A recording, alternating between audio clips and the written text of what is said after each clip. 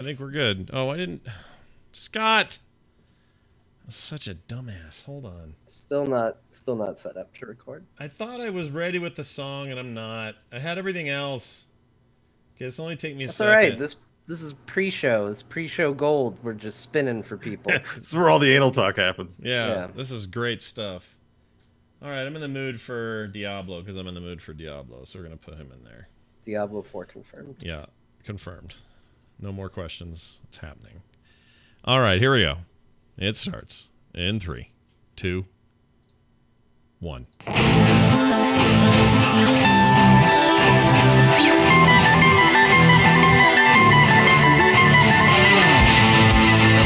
Something to say.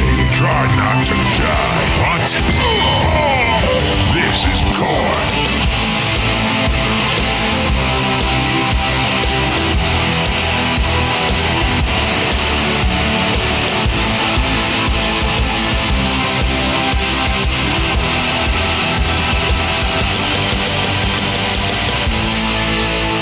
Drink milk. Ew. We just talked about anal worms, and then I don't know why, but milk sounds gross. Hey, everybody, welcome back to Core. This is Core, the Heroes of the Storm podcast that comes at you every Wednesday night. I'm Scott Johnson with Bo Schwartz and John Jagger, and we come to you with humble hearts because everyone's favorite map featuring plants and a night cycle is changing in a big, big way. But more important than that, Bo, are you sick of Destiny 2 yet? Are you done? Are you still playing? Yep. Done. Okay, this is what Bo does. He'll find a game, he'll be distracted by it, he'll play it like crazy, and then he's done. And I think that's kind of a cool way to live. I actually think it's a great way to live because you don't feel like any lingering reason why you gotta just keep checking back. You're done for now until they really impress you down the road or something. And it's back to Heroes full time. Is that where you're at? Yeah, I got back in this week and started playing again and loving the feeling. And I'm like, why was I playing Destiny 2? That's what we were all asking. But, Well, like, Destiny 2 is really good. And then I got to this. I've decided something this week, actually. All right. I've decided I hate the contrivance known as item level. Oh. And here, Destiny featured that in the form of power level, Mm-hmm. where you get a gun you'd rather not have, but you'll use it because it's better than the gun you have. And I'm like, nope, I'm out. I'm done with this. What do you game. do in Diablo when you pick up a sword or an axe or something that's got better stats on it? Because that's all it is, just better stats, isn't it? I look for the set bonuses and the cool ability bonuses on them. The stats don't matter that much to me. So you don't. Yeah, Get, so you're if not, I can do cool mechanics things like combo-y things with the abilities and with certain, like, I like that sort of brewing of abilities and abilities on the gear. Yeah. So yeah. Okay, that's fair. Yeah. I guess I'm a sucker for the numbers I'm trying to get bigger are in green now. That's good. And then if I see one where it's red, I go, oh, I can't have that in my life. I think I'm part of the problem because I fall for that. I think the part of the problem is that we've been playing a lot of D&D now, and I'm like, oh, we've got all these great stats that matter, like strength and dexterity, and World of Warcraft has all that, but what gets me into a raid? It's not how strong I am; it's what my item level is, and I'm like, that's a contrivance too far. They should, and it's not Blizzard and World of Warcraft. Every game that utilizes this mechanic should consider getting rid of it. Really? Wow, that's a bold statement. John, At least to my taste. Any thoughts you want to put on top of this? I think I would be the happy medium. I also don't like the idea of, well, the number got bigger and therefore bitter. It's just a little too boring for me. It's not exciting. I do think, what you do with the skills you're given and, getting to play the way you want to play is more important. But there is something to be said in RPGs and things of that nature, that you're progressing, that you're becoming more powerful, that you're gaining power as you go. That's kind of what all these things are about. And, that's something you can assign a number to. So it is kind of a part of what RPGs are. Yeah. So I don't know. I don't love it. I don't hate it. D&D has sort of restructured the way I think about a lot of things as far as content in games goes. So Yeah, I think it just depends on where. But I do actually, as somebody who did play Destiny 2, I totally know what Bo's talking about. You get a gun you absolutely love. It's the only thing you want to use. It plays exactly the way you want to play the game. And then you get a gun that has a better number associated with it. And you're just like, well, what do I do now? Yeah. There's the game I like to play, but now you're telling me I shouldn't play that way. It feels like it's a video game problem because I had this problem in what's the game that's like Mad Max? Oh my gosh, my brain. You know the one that's like Borderlands. Borderlands. Thank you. Jeez. Borderlands had this problem. You get some gun that was just like, oh, the acid and the fire and the thing and the whatever, and then you'd find a gun that had none of that but had better overall damage or something, and it was always just a huge like letdown. It was like, oh man, I have to use that because it's better, but I don't want to because this other thing. I agree, it is a contrivance, but here's the problem: video games. That's the problem. Video games need quantifiable stuff. For you to get into a 25-man raid, they need you to be at a certain level, and for a raid leader to know what that is, they have to have a number. You know, they have to have a some way they can look at it, and at the very least say, well, we have enough people over this number that we can take a couple of you that are under that number, and we'll sort of carry you until you are the same number we are. Like, very video gamey. Whereas D&D's got this great kind of, doesn't even really matter what level you are. You're not more powerful than me. You may have more skills than me. You may have more stuff than me, but you have this ability to sort of make more use of the environment of where you're hiding, where you're standing, where you're going. It's way more important than is my number higher than his. And I do like that. I wish video games were better at translating that.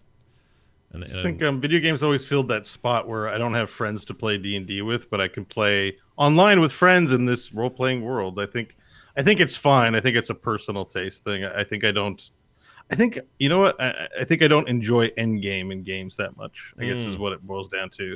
You like the I think that's progression, why but, there's yeah. the desire for WoW Classic. Like the idea of going from 0 to 60 again is appealing to me. It isn't about being 60 and then being elite. It's about enjoying the journey. The journey is the reward, and I find Endgame very much focuses on the reward is the reward, and I'm just like, I'm not into it. All right. Well, But it's not a objectively bad thing. It's just I can't play a game that's too focused on Endgame. Right.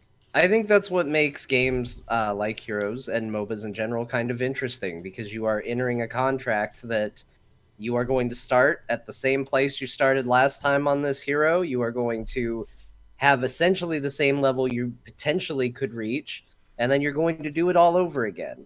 It kind of subverts that by setting everybody at the same level, and then Heroes even goes another step further from other MOBAs, because there's no individual level. You're doing it as a group, so there's not even a case of, oh well, look how leveled up I am on compared to the rest of the team. It's no, we're leveling there together as a team. Right. Yeah, I think this is as it applies to Heroes, it's interesting because what they give you every time you play a match is the journey. So you get your journey, Bo. It's a short journey, and it's 20 level journey, but you do still have some of that where, all right, we're 17, they're 14. We have a clear level advantage. We can use that to our advantage, but that, I'm like, how does that fit in the continuum for you? Does that bother you there? I don't think of Heroes as an RPG though. The level mechanic is just to me, it's just a timing thing. Like it's a pace of game or tempo. Like when you play a trading card game like Magic or Hearthstone, it just means in the early stages you're ramping up. Like it's just part of the tempo of the game mechanics. So I don't think of it as leveling in the way that I do in a progression game, I guess you could say. That makes sense. To me, it's a separate beast entirely. Yeah. Well, speaking of that separate beast, we got some stuff to talk about. Some things dropped. As usual, our decision to have a show on a Thursday or on a Wednesday. Did we do it Wednesday last week or Thursday last week? We did Wednesday. Yeah, that's right. Because there was there was talk that we may have to switch it around. Oh, John, you're feeling better. You look better. How you feeling? Thank you. Yeah, welcome back. Yeah. I'm mostly back to 100%. I'd say I'm about 85, 90%. Okay, that's not bad. 80, 90 is good. That's better than not that. Yeah, I'm not a picture this week. I will participate perhaps in more of the show. Yeah. We'll see. We'll see how it goes. For some reason, a horrible beep happened, and I don't know why. It must have been me. I apologize if We that can't hear was you, me. Scott. Oh, you can't hear me Scott, now? I wonder if the chat room can hear us. Oh, great. I wonder if the Hold podcast on. can hear us. Hold on, I'm going to Who fix it. knows? I'm going to fix it. Hold on. Bleep, 1 second. Oh, he wants us to be Second. quiet. I don't know what I did. Does he? Does he really want us to be quiet? Though? Frick, Let's hold practice on. some new characters from D&D. I am How about now? Bocephus. Better now? Oh, there we go. Oh, hey. I gotta Okay. fix it. I gotta freak out on my camera. I've paused the show. Hold on. Let me fix this. All right. I'm trying to do some Sorry. new stuff, and today was a Could bad you hear us? Sorry if I was being. Oh yeah, I annoying. could totally hear you guys. You're fine. You're fine. I just didn't want you to think I'd cut you off. Hold on. What? Bo was just making new characters. What? What? Hold on. How do I I'm do Bocephus, the tiefling fighter. that? Oh yeah, I've heard of that. Okay, so what if Who- I use this? Who decided that tieflings were Russian? I'm not Wow. Russian. Can anyone hear me? Is what this guy. You're says. like a weird Christopher Walken. Like, not a Christopher Walken at all, but like close enough to be weird. Let's try reading some copy. I think I I'll have go to the IO Heroes of issues. the Storm site. Bo. Bow. Bo. Let's find some news to read. Our latest round of heroic deals Oh, offers what is 50% this voice? Yeah, you what need is to this stop. voice? It just sounds like you need Heroes. to swallow and you haven't done it yet. It's and horrible. brings a fresh set of skins and No, it's mounts bad. into the It's featured so Ugh, bad. like item. nails down a chalkboard, Bo. Not that one. You'll know, the more you resist, the more I want to do it. No. There's like a weird lisp that works its way in there. Yeah, I don't like it. I don't like it at all. Okay, wait. I'm starting this thing up. Okay, we're back, everybody. Sorry, there was a glitch, and it's Well, not a glitch anymore. Democracy, I love you too. It's a Thank camera you for problem. supporting my voice. Oh, how lovely. So, the hell were we? Oh, some big stuff dropped, and we're going to get right to it. Let's talk first about the Fall of King's Crest event. An event, everybody! Whee! We still don't know who the big fist is punching the screen in the one deal. That's still a mystery. Nope. Still a mystery. Yeah, no idea. Let's get Robert Stack on this one. Yeah. Oh, yeah, Oh, the Unsolved that'd be Mysteries. Great. Yeah. What's he doing? Oh, he's dead. Sorry. Is he? Yeah, he died. Oh, that's sad.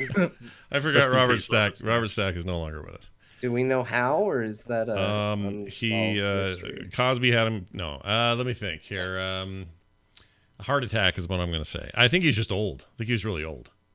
He died from old. Yeah, he had a bad case of the olds. Anyway, we're all heading there. We'll see you soon, Robert.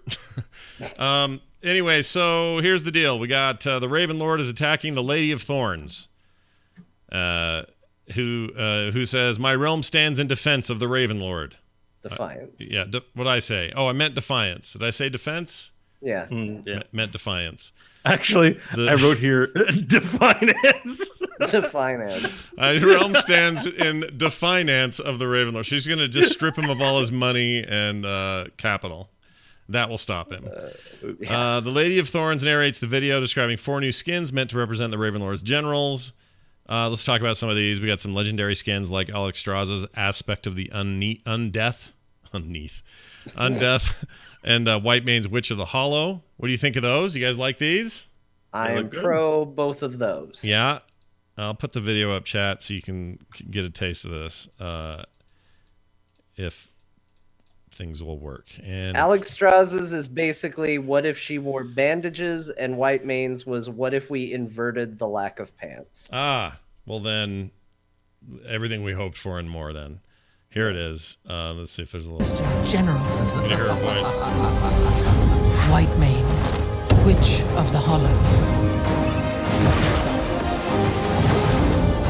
Maiev, Spider Warden. Ooh, she's the Spider Warden. Yeah. What? All right, fine. She's She the keeps brown recluses at bay. she's the Shower Warden, as far as I'm concerned. Still.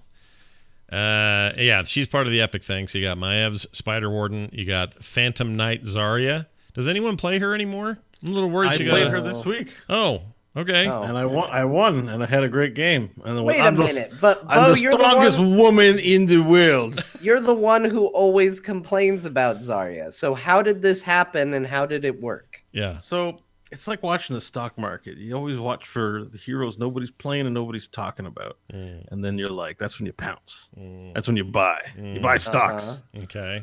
And just as you guys are saying, nobody plays Zarya. So this week I was like, what's Yeah, but I Zarya got said cooking that on because that's what you told me. I feel like this is insider trading. No, that's what I was thinking, 3 days ago. But then I played a game with her and I was like, there's some untapped potential here. All right, well, you tapped Zarya. Well done. Excited about that. I don't think that means anything, does it? Doesn't mean anything, does it? Tapping tapped means you had sex with. Oh, it does. All right. Well, according to Urban Dictionary. But you're right, Scott. Other than that.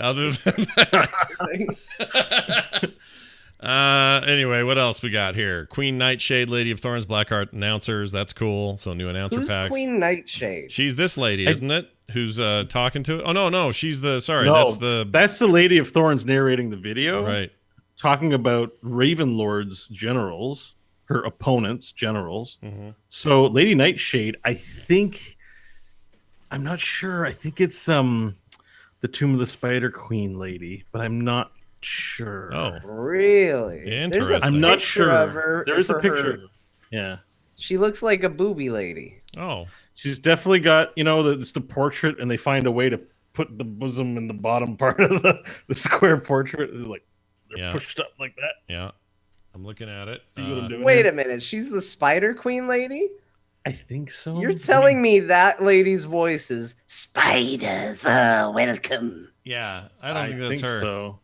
New skin's intense. Hold on. Where am I looking for her? Where is she? She's under announcer packs. If you go to the link in the show notes, the Heroes of the Storm link. Yeah, I'm looking there. Where's Scroll to the bottom where the announcers are? Or not to the bottom, sorry. Where is it here? About midway. Oh, here we go. Announcer packs. Here we go. Oh, she is kind of a booby lady. Okay, well they really don't show a whole lot. And she's got a petite chapeau as well. Yeah. By the way, there's some cool art for sprays. Look at some of these sprays, dude. They're cool. All right, well, exciting. Whatever. This looks good. Everything looks amazing. I think this is great. It's also a jump straight into the stuff that we were promised about more lore, what's going on with the Ravenlord. It's fleshing out some of that stuff. We've been asking for it. Here it is. This is the most non-current IP thing they've done. I think we're gonna get something kind of big related to lore at BlizzCon this year. I think so. Has anybody seen the Ravenlord and Medivh at the same place at the same time? No, they're the same guy. I'm sure of it. I'm with you. I think it's literally a Clark Kent Superman situation. I don't even think it's a conspiracy. I think it's straight up the truth. Those two guys are the same guy. I think on the weekends he's Thananos or whatever his name is. Nathanos. Oh, right. Yeah, because he's got the red eyes like Nathanos. And he's the voice actor of the Ravenlord. So I'm telling you right now, big possibility. One guy in cahoots across the board. You never know. But this all looks really cool. I'm excited about it. That Zarya skin's awesome. Although her gun looks like it's going, ooh, let me take a selfie. Ooh. Look at him. Look at the pictures. Ooh. Here, chat. Sorry, you don't want to see me do it. There you go. See those? They're all lippy. I'll never unsee this now. You're right. Look at they're going, ooh. All right. And Medivh actually looks cool for once in her life. So that's very exciting. Oh, you're saying her gun has duck face. Yeah, it has duck face. Look at it going. Mwah. Oh, now I can't unsee it. Oh, I found a sound file for her new skin. You guys want to hear it? This is this is fascinating. Okay, hold on. This is this is it right here. This is what her gun says when it fires one of those grenade things. Here you go. Let me take a selfie. Oh, it's not loud. Let me do that again. Let me take a selfie. Oh my gosh, it's totally what it is. Yeah. That's exactly what I thought. Let me take a selfie. Oh my gosh, I can't wait to play with that new skin. Oh my god, you guys. Well, the good news is she doesn't fire grenades very often, so you won't hear it a whole lot. That's true, because she's basically nerfed compared to her Overwatch self. Anyway, that all looks great. We'll see how it goes. You should go watch the video, everybody. As usual, some rad art and stuff going on there. Yeah, hold on. I'm looking at Witch Hazel or Witch looking Curse Witch Whitemane. Where John- did you get the name Hazel Hey- from? Curse Hazel. Curse Hazel. I don't know why. Where did that name come from? Something about Hazel is very witchy to me. I'm looking at Witch Hazel Whitemane. What was I gonna say about her? And I forgot. Oh, she It is looks like, cool. It's a good skin. yeah, it's all right. It is kind of reverse pants in a weird way. Do you know what I'm saying? Like she's got, like I don't know what kind of pants those are. Your thighs are exposed. Look at that. That's Well, weird. she has thigh boots on, right? Like the in both skins. Oh, those are boots. Oh, I see. But Like, then and and then on I the don't know. inside, they go all the way up. yeah, and those are that's for chafing. I think is what that's for. You don't want to chafe. Nobody wants to chafe. You know, you ever wear pants and you're like, and by the end of the day, you got a little rash down there. You don't want that. Yeah, you guys remember corduroy pants? I haven't seen a pair of corduroy pants in forever. I haven't either, dude. Can I still go buy? We're gonna look right now. Corduroy pants. Just go to oldpeopleclothes.com. Here we go. Corduroy pants. Absolutely. H&M has a $9.99 pair of corduroy pants in yellow, brown, blue, and pink. I don't even remember what corduroy pants look like. But you remember hearing them. Oh, you do. Here, let me just look at some of these. Oh, there's tons, dude. This is apparently a thing again. You can get your corduroy on. No problem. Oh, yeah, there's tons of these. Oh, yeah, look at those. Yeah, there's Kohl's, $60. Freaking Macy's, $66.50. I'm sure Amazon's got them. Like, I think they didn't get the memo that this was something we had decided should never happen again. I'm surprised that they're selling them because I swear I haven't seen a pair of corduroy pants in almost a decade. Yeah. I'm not a fan of loud clothes, and I don't mean bright. I just mean clothes that really let everybody know you're there. Oh, give me an example. What's the thing you don't like? I don't know. Anything that's got like What about heels? like the ridges so that like when you walk, if it rubs, you just hear like it's like somebody running a zipper up and down. Just, Yeah? yeah, I don't like that. Yeah, you don't want that in your life. It could be the rogue in me. I just feel like you should be quiet everywhere you go. It's like when George Costanza wore that suit and it made all that rubbing noise. Oh, we're having a Bo. Yeah. Did Bo leave? His camera went crazy. Bo, you Couldn't all right? deal with it. I couldn't I'm deal here. with the fashions. I had a hiccup. Oh, well, you're welcome back. You're fine now. All right. You also get a new quest chain. It's like the Nexomania thing. 4 different quest chains with different rewards, ending with a pretty sweet-looking unlockable floating tombstone mount. It's very Halloween, this whole thing, which I guess makes sense. We're getting close to that time of the year. Yeah, a lot of vampire portraits. Mm-hmm. Do you think they'll go like a full Halloween event, or is this it? This is the Halloween event. I think this is it. Okay. You'll see they have the Hollow's End loot boxes Yeah. on one part of it where the sprays are. It's the Hollow's End event. Oh, that's from before. Okay, so it is. They're just not being very overt about it being a Halloween I think they're thing. basing it more on the Raven Lord stuff. Yeah. And the in-lore heroes. That's why I'm convinced something along this line is going to come for BlizzCon, because I'm like, where's my brawl or where's my weird other event tied in game to all of this stuff? I feel like that's missing, but I feel like that's coming. That makes sense. Yeah. Well, we're awful close to BlizzCon, so I have a feeling we'll get all that and more that weekend. Let's see. New portraits, sprays, banners, mentioned all of that. A bunch of new tints, a copper pig. If you don't have enough of the pigs, there's a pig. Can you buy that pig? Probably a gold pig, right? You pay gold. Yeah, it's a gold pig, but I kind of think it's funny because it's copper. Like it, Yeah, they it should started be with like gold and then they went gold. to copper, which is like pennies on the dollar versus gold. Yeah. I don't think I'm buying mounts with gold anymore. Every time I do it, I feel. The last mount they had, there was like some crazy wolf thing. Is actually pretty cool. You should pick that No, up. it if is you have cool. I 10K saw it, gold. but I don't have enough gold now because I bought the last mount for whatever it was, and I can't. That remember. one was really good too. Wasn't it the Mad Max like spinny disc Yeah. one? Yeah. Yeah, I couldn't- got that one. I had to one get was that. great. It was good. But I'm not earning gold fast enough for me to get this new one probably. But we'll see. There's also, you said they had Hallow's End loot boxes, and there's a new brawl or game content associated with this, or is there one? Not there is one. We don't know, but it seems like there there's an isn't one. opportunity. Like that's what I'm saying. All this stuff in game, like it sounds like there's 4 generals. It sounds like they're announcing a raid, like a raid content with raid wing bosses. Almost. I'm like, oh, maybe a PVE brawl, Yeah, fighting the generals. sure, I do that. Yeah, Beating the Raven Lord. why not? I don't know. At his own game. Come here, Raven Lord. Let's fight. I don't know. I like the Raven Lord. Yeah, he's cool, right? Yeah, he's all right. He's fine. I think he's fine. Who are you guys talking to? You two hate him the most. Well, What? No, we don't. I've never hated the Not Raven that you Lord. hate him, but you're just like, he looks like Medivh. He does look like He's Medivh. voiced by this guy. He I'm doesn't have his own allowed to identity. think he looks like a thing he looks like, but like him at the same time. All right, I'm just trying to stir He's trouble. really harsh on talents, and I appreciate it. I'm sorry. I'll walk it back. It's all Just walk fine. it back. He just wants you to go get crows and then make everyone weak for about a minute. So here's the deal. One big thing that happened this week, we can't ignore this. Actually, it happened was it Friday they dropped this? And the internet lost its mind. Or at least, I want to say it was Thursday. It was the day after we did our show. oh, maybe in Thursday. Yeah. Last week it was like no news this week, and then the next day, boom, Garden of Terror. The next day, boom, reworks. And the next day, boom, Ravens Lords thingies. And it was like, Yeah, okay, it got pretty intense there for a couple of days. But catching up.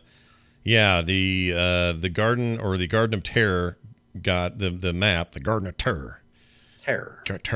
Tourists got a huge update, and if you don't believe me, probably watch the video. And by update, I mean an overhaul of what you do on that map. They basically combined two different map types, and they even say as much in the video, but it's basically Cursed Hollow combined with Spider Queen a little bit, Tomb of the Spider Queen. And by that, I mean no more big boss guys to cut down and kill. No more vehicle riding in the Garden Terror when it's your turn. That's gone. No player controlled anything. What's in its place instead are these spawn points where a seed grows. You need to try to get 3 of them, a lot like having to get 3 hoo-has. What's it called? So the other one. Tributes. The tributes.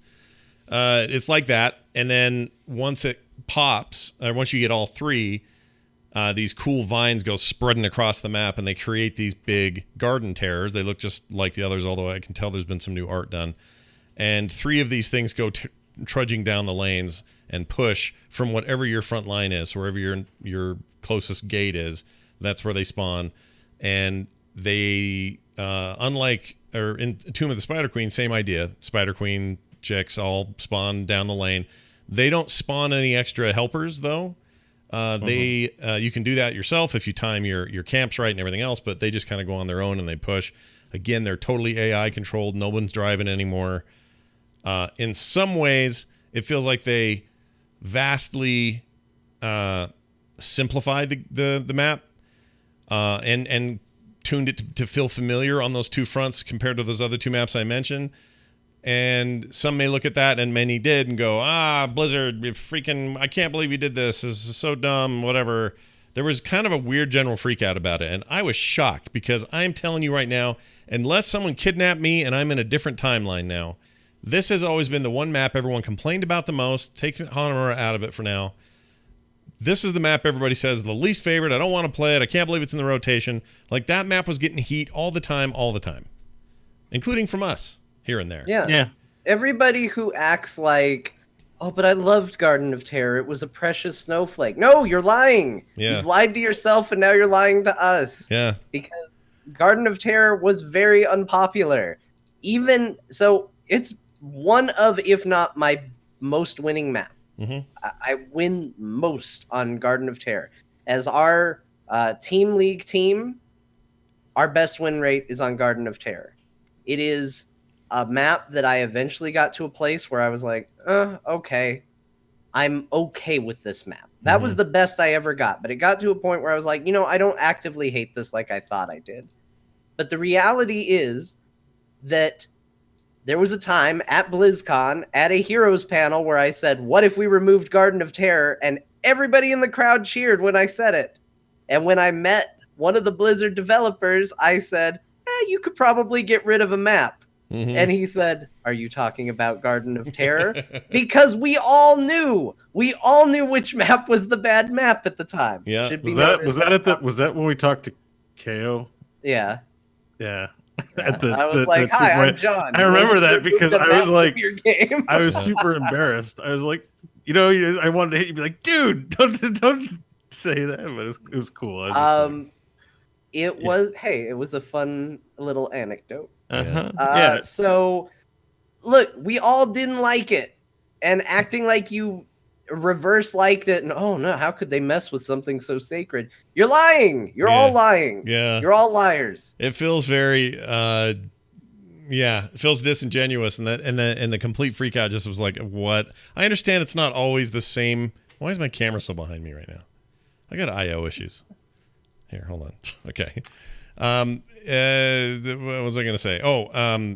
The people saying that it just felt like nobody was being honest with anybody.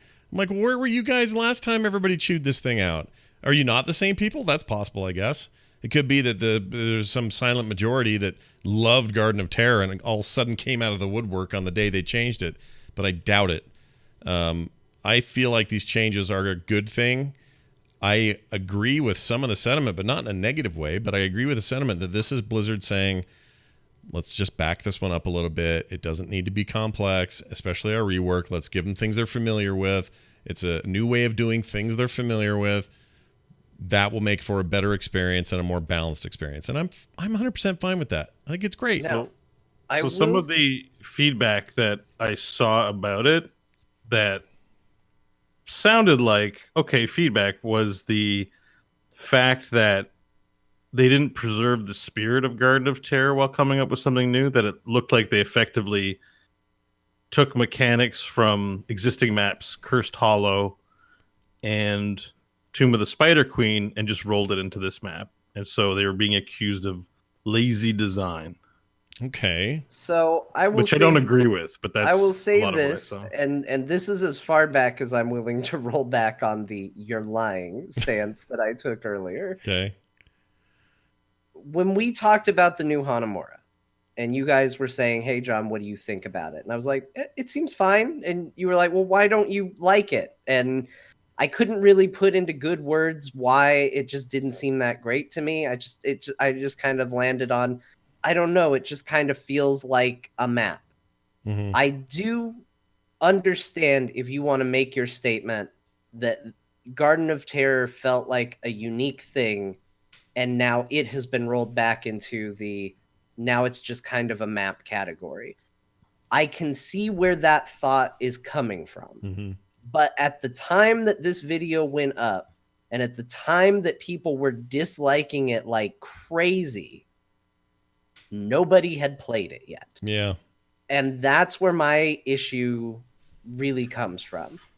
I understand the perception of it and thinking that that might be where it's going, but nobody knew, and nobody was going to give it the benefit of the doubt. Yeah. And that's where my next level of frustration with it came. Yeah, it'd be nice if people played it and then could say, like, that could be true. It could be that it feels too much like just another Heroes map. That might end up being true. But at the time all this went down, nobody had tried it yet. Yeah. And you know what else kind of made me mad about all the downvotes and made me ashamed? And I felt ashamed of the community for being so vitriolic. And it's the internet, but generally speaking, hero stuff, even if it's criticized, it's still well received. Oh, new content. Oh, you're working on something. Oh, it's great. Mm-hmm. But poor Steve. Holmes, yeah. So Steve from the Battlegrounds team, never seen him on a video before. Yeah. They said, you've been doing really good. Why don't we get you out there in the spotlight? Here you go. Now you're going to be on a video just like Kevin and other people. And he starts the video. He's like, hi, I'm Steve. And he's happy to be there. Looks like a great guy. And that's how you greet Steve. And I felt I'd be pissed if I was Steve. I'd be like, frick. Mm-hmm. I got to be on a video on the, I'm sure that's an exciting event for people who work on the team, is to be spotlighted and recognized and get to talk to the community in that way. Sure. And then to be on this mega downvoted, like, just remove Garden of Terror. It's terrible. Anyways, think of Steve, you guys. Someone think of Steve. And also, I don't like this idea that, like the idea that it brings it more in line with what we're used to from other maps, or it's just another Heroes map. We say that in some ways to say, well, that could be seen as a pejorative because we like the creative takes on different maps. But at the same time, as someone who's often in quick match, I like it when they're a little bit more understandable for dummies. Do you know what I mean? Not me, but some guy who comes in and goes, I don't know how this terror works. I'm going to go farm the bottom lane and not pay attention to killing these big golems that are full of seeds I need. Like, they don't often get it. That's one of those maps that's like that. It just straight up is. I think other maps like it. I think Towers of Doom, while I don't think they're ever going to change Tower of Doom, and you do catch on pretty quickly, but to a new player, Towers of Doom is a little weird and obscure. Because it just plays different than everything else. Hanamura was that way as well. But so as much as I'm like, yeah, having them dial it back feels like, I wouldn't call it lazy design. It's a practical move. And I for one, appreciate it. I still want to be, all I care about is being very competitive. Whether or not there's a giant golem to kill or somebody can drive the thing poorly isn't part of the dance. I don't care. I just want to be competitive. Let's have team fights. Let's win this map. Let's push better than they push. Like, the essentials are there. And I trust Blizzard on that front. No. I think it's kind of a victim of timing too, to some degree, because when you think about when this is getting announced, it's getting announced right after Hanamura saw an update that very much kind of pushed it in a similar direction as what this update for Garden of Terror is doing. And it's coming on the heels of Alterac Pass being the new map right before it, which was very much a similar map to this vein. So I do think that there is probably some concern out there that, is the era of them experimenting and doing weird things with maps over? And the fact that there are 3 maps right now in close proximity is maybe not a reason, maybe there is a bit of a flag there, but I don't think it's a reason to freak out just yet. I still stand by, I think Towers of Doom, which is a dramatically different map, is the best map in the game. It's my personal favorite. Yeah, mine too. And I think there's room for them to do stuff like that. But clearly Garden of Terror wasn't working, and I don't see any problem with them saying, well, what if we tried something different? Or what if we brought it to something that we think will work, and maybe for the next time we do a new map, we'll do something crazy. Yeah. Or what if we just actually rip off some of our most popular maps just to make this old map good? Yeah. Like, even if the worst case scenario is like, yeah, we totally phoned it in and ripped off. We took, hey, which maps do you guys like a lot? Let's just take their crap and put it in here and call it a day. I'm like, okay, I'm good. Yeah. I mean, personally, I don't like riding in vehicles in the maps anyway, so this is a victory. Yeah, I like that anyway. I wish there was less of that anyway. And this I guess, like, even if it's an unintentional win, I still think it's a win. I think you guys out there who felt the need to be vicious about it, that was weird. Suck. Yeah, that was weird. sucked up on that front. You guys sucked that day for sure, and perhaps in subsequent days. I don't know why all that had to happen the way it did, but I know this isn't how you're using the word, but those who are attacking it saying this is Blizzard stealing their own ideas, it's their ideas. They can do whatever they want. It's the unoriginality thing, right? Like, yeah, but it's unoriginal to them because they did another thing, but it's still their ideas. Yeah, this is the chronological history. Garden of Terror, oh my God, it takes too long. Everyone hates it. Okay, they did a rework. Right. We got the rework. Oh, we still hate it. They're like, okay, well, you know what? Just throw it out. Let's retry this whole thing and use what you guys like. Well, we didn't mean for you not to preserve the spirit of the Garden of Terror, Matt.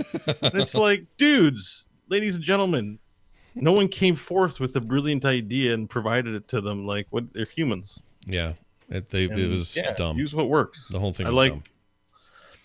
I like what I saw. And that was the other jarring thing was the Garden of Terror map popped up. I watched the video. I was like, yes. And then I looked at the comments and I was like, I watched a different video than everyone else. I just couldn't. I had the same feeling. So I don't know. Well, we've harped on them enough, but I think y'all were weird. And I say, I mean, there's plenty of people listening to us who are 100%, behind this too and have no problem with it. But well, and you don't even have to be excited for the map. It's the people that went out of their way to be vicious or cruel for no reason. Yeah, like this community is especially without information. Yeah, this community is we're pretty cool. We can be, and so when you go pull hoo-ha like that, you're just making everybody look bad. So knock it off. All right, well, there's that. Also now, guess who else is getting reworked? The Queen of Blades herself. Yeah, that's right. You guessed it. Kerrigan. Getting a rework. I watched the video of her rework, and I've not been playing a lot of Kerrigan lately, so a lot of it was like, oh yeah, I forgot she even did that, or whatever. But we should talk about some of the stuff that famed pro skater Nancy Kerrigan is doing with her life now. No, I'm sorry. From Kerrigan from StarCraft. That's who we're talking about. No broken ankles here. John, what do you think of the changes coming to Kerrigan? I'm really excited about them. Kerrigan is one of those characters that has kind of been a standout of having generic talents, even through some of her reworks. It just kind of felt like her full class hero fantasy never fully came together, and it feels like this is a step in that direction. Whether it's successful or not, we'll see. But I really like a lot of what I'm seeing from it. It seems to really latch onto the stuff that I think seems fun about Kerrigan. A lot of stuff has gotten baked in that were must picks for me just because I like the way it made her play. So I don't know if she'll be great, but I'm very excited about the decisions they made. Her chain jumping with Ravage, which already kind of existed. You could get like 2 out of it or whatever, or it refreshes the ability or whatever it does now. But seeing her do that, and they've set it up so that all 5 players got it. So obviously you're not going to have too many scenarios like that. But very excited about that, because that's the most fun thing to do with her, is to dive hard, cause real trouble, and then, have everyone wish you weren't there. It's great. So I'm pretty excited about that. Bo, thoughts on Kerrigan's changes? Looking forward to it. It just sounds like they made Kerrigan more Kerrigan. Like if I had to sum it up, it's just looks like they took everything that made her great and amped it up. So I'm excited to try it. I meant to get into PTR, but didn't have time. But the new Ultralisk, the Ultralisk charging. Yeah, that's the stun thing is so cool. Wow, very interesting from a gameplay perspective. Like a reason you take Maelstrom because Ultralisk otherwise is kind of a derpy joke. Actually, it's in certain situations way better than Maelstrom, but with this added stun, I think it's going to make it really interesting. Do you like her new second ultimate, which is like a cocoon thing? It looks like what she does is, and I've only seen the. Oh yeah, that's right. Yeah. The Chrysalis. It's a talent at level 13. It's basically ice block for her. Oh, I thought it was another. I thought it was another ultimate. I must have read that wrong. No, it's a key. It's a key talent at 13, and ice block usually comes at 13 for a lot of character, like Nazebo and stuff. Brightwing. So she gets her own version of Chrysalis, which makes sense in her case because, generally speaking, like another. I can't remember what I used to know what it was called, but there's an item that serves a similar function in other MOBAs, and essentially, I mean, what it's for is for you to do dive engage, but as a squishy character, it's for you to the enemy team's going to react. So that moment of invulnerability that you obtain from it allows you to juke and bait out some cooldowns, which makes a ton of sense on a character like Kerrigan, who is squishy. So you go to make your engage. And then if you don't have if the team just needs a second to get in there, you go, get into your Chrysalis. And this one heals her up, which is kind of nice too. And it lasts for 5 seconds, but hopefully you can cancel it sooner. I think it's going to be an interesting tool. I'm excited about it. I am too. Yeah. Bring it on. And the pull, Primal Grasp, now doing the AoE is also super interesting. Yeah, I agree. It looks neat. So we'll see how she does. And that's probably on... Is she on PTR now? Yeah, I believe so. Yes, she is. So her and the Brightwing rework are both on PTR, but I don't know if Garden of Terror is, if the changes are. Maybe they are. I think they might. I think they all are. I haven't gotten in there yet, but I'm pretty. This is all PTR patch notes. So yeah, Garden of Terror is in. All right, awesome. Speaking of which, everyone's favorite little freaking jungle monkey. What's her name? It is a her, right? We determined this. Brightwing's a girl. It's a her. Yes, okay, great. Yes. She's in there, and she's in it to win it because they're reworking her too. Now I have very, very rarely played Brightwing ever, so I don't have a whole lot to say about it except it looks like she has some more skill shot stuff and some things that look interesting. So either of you want to speak to Brightwing and whether you think what you're seeing here is an improvement overall? Brightwing is my secret support happy place. I don't play support really. It just doesn't happen very often. But when I do, I play Brightwing. And I also play Brightwing when I want just a mellow experience in Heroes of the Storm. Not that she's a boring character or anything like that. There's just something about the way Brightwing plays that lets me focus on certain things, and it's just a play style I really like. Like it's a relaxing hero for me to play. the rework seems great. I'm really excited about it. I don't know if it's going to remove her from being that. It still looks like everything that I like about Brightwing is still in there. It looks like I'll still really enjoy just kind of Brightwing and chill. That's kind of what I do when I play Brightwing. I think she's a really cool character, and she's kind of a secret one of my favorite characters in this game. Yeah, she's How about pretty great. how about the Arcane Flare minigame? Because even as you enjoy Brightwing, there'll be a sense that you'll be needing to maximize your healing throughput by hitting Arcane Flare, and Arcane Flare is always kind of like it's kind of a LOL ability, right? Like, yeah, maybe I hit, maybe it's so slow and it goes. It's very like, now there's. I mean, if there's a lot of pressure to connect those arcane flares, do you think that'll have an impact on how you feel about playing it? Maybe, but I had a tendency to take the talent that gave you a shorter cooldown if you hit with the inner circle of that. So Okay. I've been kind of playing that way to begin with. I didn't always take it, but I did like it because it let me just be really extra annoying. So I think it might be okay. I think that might still play into kind of my current rhythm for Brightwing. It's not, as far as like introducing a weird mini game to the healing goes, it's not the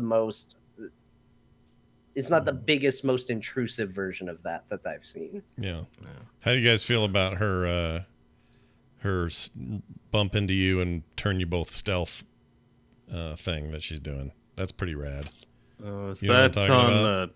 talent or ultimate? I want to say it's an ultimate, but I was wrong about the last one, so maybe I read it wrong or watched the video I think wrong. it It's might like a be tied level to her. 20 Yeah. level 20 upgrade to Blink Heal called Invisible Friends. Oh, that's it. Yep, that's it. They are unrevealable for 0.5 seconds, so you give stealth. Well, Yeah, not I just don't- unrevealable, they're 0.5, but as long as they don't break stealth, they can stay stealth and receive healing for as long as they don't reveal themselves.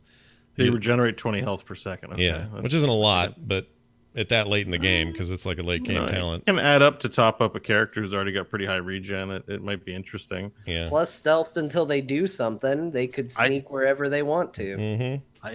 I still think Emerald Wind is way too strong to Really? choose over the Blink Heal. I mean, Blink Heal is good. It's I've played it with some success. See people who play it. I just think Emerald Wind is big sexy when it comes to playmaking and doing cool stuff in comparison to just, well, I teleport to you and I give you a heal. Yeah. Just the two on paper on a coolness factor level is not even comparable. And we already have heroes that grant stealth at level 20, like Medivh. Medivh has just to like give this character stealth. Yeah. It's the button, and I don't think it gets picked much. And I don't. Usually, people are roaming 5 versus 5 at level 20. That invisibility is. I mean, in quick match, it might come up because you can sneak around and get a fun kill. But like, I think it's invisibility post 20 is fairly useless in the game for the most part. Sure. I think the real question, Scott, is this going to get you to play Brightwing?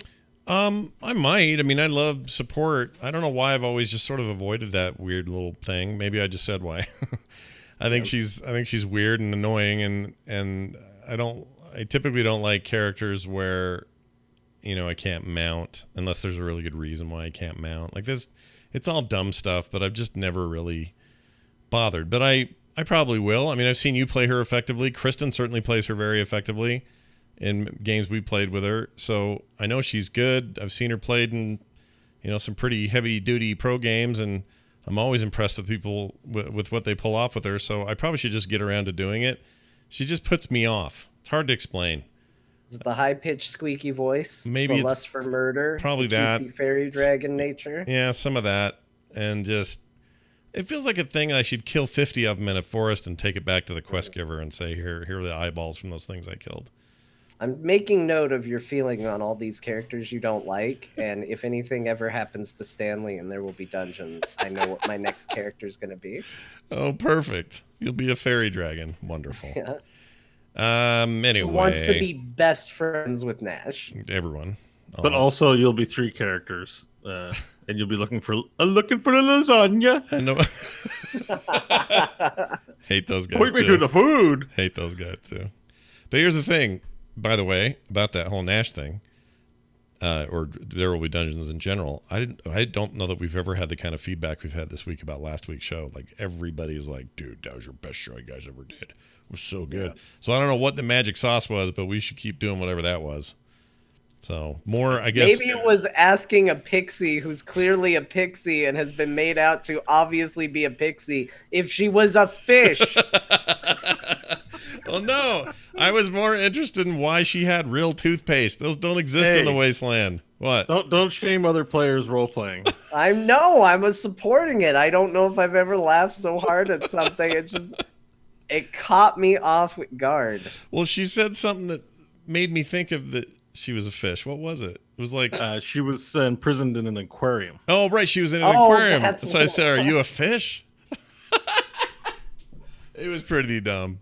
But the whole episode was great. And if you guys don't know what we're talking about, we'll give you a little reminder before the end of the show today to check out There Will Be Dungeons.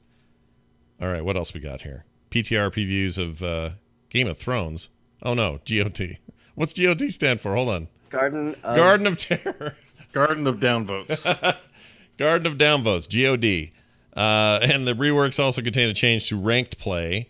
You can now queue as a party of any size for Team League. This is something they talked about a while ago. I guess it's time. This is huge. Yeah, learn this This from the is AMA. big, and they made zero announcement of it. It was just in the patch notes. In fact, Jules pointed out on Twitter, like, why is no one talking about this? Why do you think One, that is, actually? Thank you for pointing it out, because I missed it. And two, this is a big deal. Why do you think they undersold it the way they did, and they didn't really make it part of the thing? They positioned it as this is a small step towards future changes that we're looking at. So a small step meaning why make a big kerfuffle about it when we got all this other great stuff to distract you with? Mm-hmm. Because I think the consensus is that solo queue sucks, and they feel that way, and that I think they've always had Hero League and Team League, but when it came to bringing unranked into the game, they were like, oh, we've got these 3 draft modes. It really fragments our player base. Yeah. So I think the ranked system is looking fragmented for the people that are in it. So I think 1, it's to create a bigger population for matches, and 2, that Heroes was never designed to be a solo game. So your ranking in the solo environment. Someone on Reddit today that I read put it best, is that your ranking, not only is your ranking formed from your performance in game against opponents, but your performance with hostile teammates. Yeah. Essentially. Yeah. And it's like, so it's not a good formula for anyone. And I think a lot of people, even if they didn't I know I didn't articulate it that way, feel that on some level, that I'm also playing against 9 other people. So I think they're taking a step to see, how do people feel about this? Maybe we'll just ninja it in and everyone's like, sweet, and they start migrating over. I think it's just to feel things out. Yeah. I mean, I know we talked a lot last week about Bo's idea and what he would like to see, and I was going to say the second reason was because they're going to add that. But. Oh, okay. There it is. Sorry, Bo. Stole your thunder. It's okay, continue. But we talked a lot about it, and we all kind of said we liked it. There are things that I would maybe tweak from his vision, but I think it's a good idea, and I think it's a lot of healthy things for the game. I think in the things that Blizzard has talked about, so excluding what Bo talked about, I thought this idea probably appealed to me the most. So I'm very excited about where this could go, because to me, what players ultimately do with it is going to define this system. Mm-hmm. If nobody engages with it or does anything with it, then it's going to fail. But in theory, what I would like to see this do is create Team League, whether you're solo queuing it or queuing up as a 5-stack, that becomes your true competitive cooperative mode. Mm-hmm. That's the people that want to be on voice comms. That's the people that want to work with a team. That's the people that are going to do what they got to do to put in a cooperative effort. Yeah. The people who solo queue as a solo queue, maybe you're not as likely to get comms in that type of gameplay experience, because you're not making an announcement that I want to work with people and I want to work with a team. You're kind of going in as this, no, it's just going to be me doing my own thing on my own. Yeah. And I think that that's a fine divide. I think there are people out there that don't want to use voice comms, or that do just like the lone wolf mentality of, I go from game to game, it's just me, I'm just relying on myself, and that's it. And I think this does create a natural divide for that, to make potentially a really cool environment for people who get out what they want to get out of ranked play. Mm-hmm. It just depends on if people actually use it in that way or not. So my hope is that they do. Yeah. But what if they just get rid of it and say, well, if you want to play solo, like what if they say solo queue is just hostile and it's not healthy to Oh, you're saying reverse it. cultivate it anymore? You're saying reverse it. I'm just It's taking gotta John's be- idea. Like he's saying, well, it's okay to keep solo for the good reasons that he has. But I'm saying, well, if it's just a hostile environment, just kill it. Just go play unranked or a quick match. Yeah. I Like mean, you don't get rank points because rank is not for you. But what right, if you what rank if you is said not- you could just flip it and say no more solo players? And you know how it used to be, it was you're either solo or a full stack. Now it's 2, 3, 4, or 5, but not 1. They just flip the whole thing. You can't do solo team league anymore or competitive anymore. I think I have mean, to I think they accommodate have 4 to. stacks. Yeah.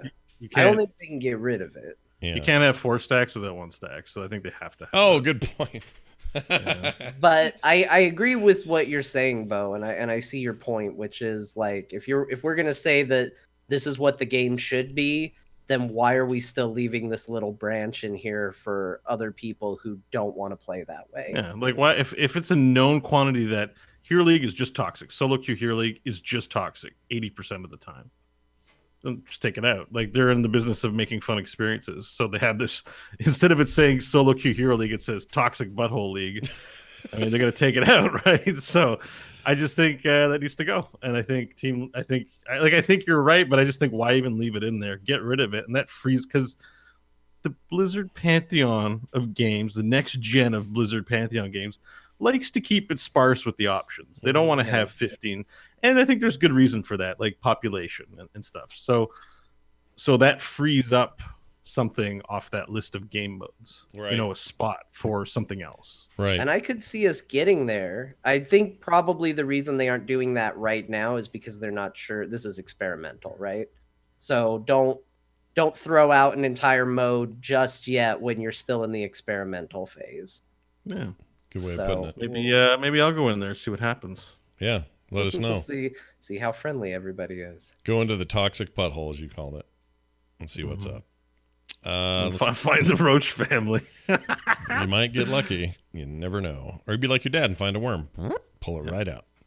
Hey, how about this? The Q&A itself, or the AMA rather, on Reddit. That was today. And there's some interesting items of interest. We'll go through a few of these. In response to the question on developing new heroes, I wonder if we will have heroes in Heroes of the Storm universe, or if all the heroes will always be from other Blizzard universes. KO Milker? I think it's Milker. Yeah. Odd name. Says, one of the many amazing things about Heroes of the Storm is that anything is possible in the Nexus. Now, while that's a little boilerplatey, a little PR-ish, I think that leaves open the question, or the option anyway, that we've talked about on the show a bunch of times, about heroes that are not necessarily born and bred in StarCraft, Diablo, World of Warcraft, and so on. We could see Nexus-born heroes or stuff that's like unrelated. Now, whether or not we ever... Lady of Thorns. Sure. This is exciting, and the reason why I say this tilts me more on like a tease level is that I use an exclamation point. Oh. It wasn't. If it was boilerplate, it would have had a period like "calm yourself." Yeah. It's okay. Yeah. Anything's possible. That's what we say. Yeah. But he's like, anything's possible. Yeah. Well, And so like I'm like, oh, he said possible with an exclamation point.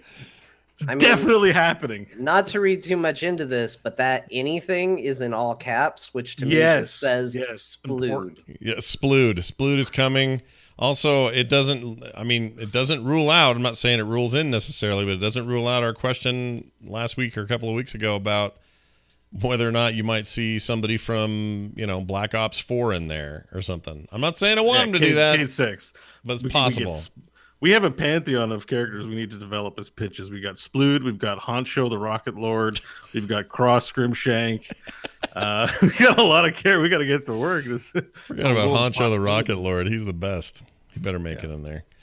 What else? In-client spectator mode's not on the table. Quote, while we'd love to watch HGC games live in the client or check out our friends playing while waiting to party up, we have no plans to prioritize a spectator feature above the myriad of core game systems and features that we want to keep improving at this time. I read that and translate it as, also, our engine sucks and won't support this. I mean, you might be reading some text that isn't there, but I agree. I mean, maybe not the sucks part. I mean, they wouldn't say that. You could, everyone's entitled to their opinion, but yeah, it doesn't support this stuff. No, it wasn't meant to. It wasn't built from the ground up to do that. It was a converted StarCraft engine, and maybe over time they could figure out a way to do it. But there are still other technical issues in that client that really. It sounded like we have a limited amount of resources, and they're applied in different directions. So stop asking. It's a good way of putting it. Daybringer answered a question on dramatic shift in role from a rework and Tassadar. Quote, I can honestly tell you that we have heard your feedback about Tassadar, and when his time comes, we will be having a lot of discussions about potentially shifting him toward the High Templar you all want and deserve. And Taro Tassadar, he says. Mage Tassadar. Yes, he's coming back. My favorite character from Alpha is coming back. Bye. So it makes sense. Tyrande, they doubled down on her support side with the recent rework. Yeah. Tassadar, they're gonna double down on the electricity on the ground business. They should, because it's the best part of his kit. Oh my gosh, I was nuts. I mean, we used to talk about the Church of Tassadar all the time, which was a phrase I coined because I said he was the best hero in Heroes of the Storm. Yep. And it wasn't until Artanis that I ever shifted my thoughts on that. And it was 100% based on Damage Tassadar. Yeah. Because Damage Tassadar was amazing. He was amazing. And also you have a thing for Protoss dudes, I've noticed. You're just really into him. Yeah. Nothing wrong with that. Raging enthusiasm. Yeah. Yeah. You have no idea. I've got an idea, a little idea, just a tiny. You might have an idea. There's a meeting tomorrow to talk about problematic heroes with a real mana tension, i.e., infinite mana.